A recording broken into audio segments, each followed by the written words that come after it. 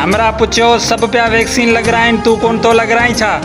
मूं चयो निभागा 2 साल खां पोइ सभु मरी विया त मस्जिद में ऐलान पिणे ॾींदो।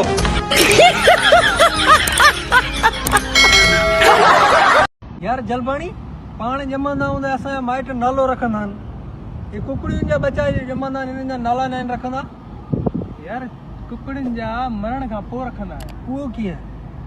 जीअं चिकन टिक्का, चिकन रेशमी कबाब, कढ़ाई, चिकन बूटी। जॾहिं खां छॾे वञ प्यारी, ही घड़ियाल जो कांटो हिते ई बीठो आहे। वो देवदास जा पुट इन में सेल कोन्हे न, सोणी तुंहिंजी जे करे कोन बीठो आहे वक़्तु।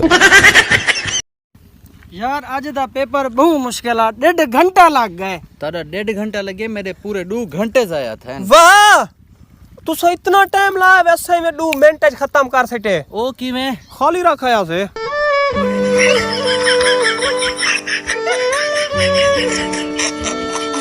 अज मां पेपर ॾियण वजे स्कूल में, पेपर में मज़मून आयो इश्क जो, मूं भी खुदा ऐं मोहब्बत वारी पूरी कहानी लिखी मोकले छॾी मान, हाणे पास या फेल।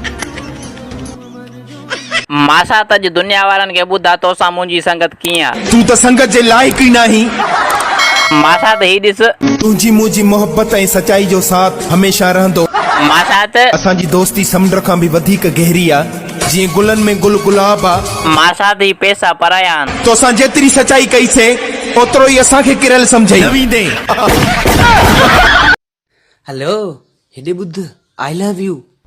अदा मूंखे अंग्रेजी नथी अचे, सिंधी में ॿुधाए।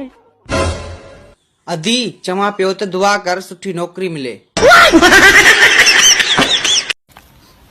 के रही ते छो वेठो ही के रही ॻाल्हाई नथो के रही। छॾ आऊं गूंगो आहियां। गूंगो ही कुझु हाणे मुंह कॾहिं हणियो, मुंहिंजा त हथ ई कोन्हनि।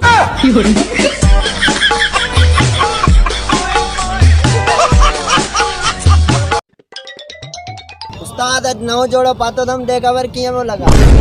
अॼु ईअं वो लॻी सफ़ा जहिड़ो कर अप्लाइड जना दो। यार हिकिड़ी ॻाल्हि आहे, पाण वेठा आहियूं घर वारनि जे साम्हूं त असां न आहियूं मञींदा, पर हू हक़ीक़त में हिन मोबाइल असांजी ज़िंदगी बर्बाद कई अथई। एजाज जानी सरकारी अस्पताल जे डॉक्टर ऐं मरीज़ में कहिड़ो फ़र्क़ु हूंदो आहे? जानी सरकारी अस्पताल जो डॉक्टर नर्स दे मरंदो आहे, मरीज फर्श दे मरंदो आहे।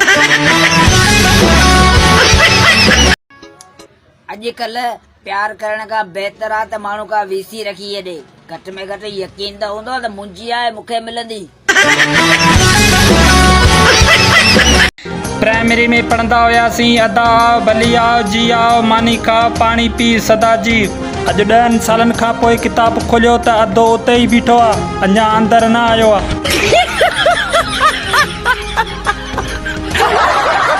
तुझे दर जो दर ठड़काए, तोखे डंडाण बाठाए, तोखे घर में मुंहिंजा जानी पादर हण ईंदासीं, पादर हण ईंदासीं, चाचन मामन साईं दासी, पादर हण ईंदासीं, चाचन मामन साईं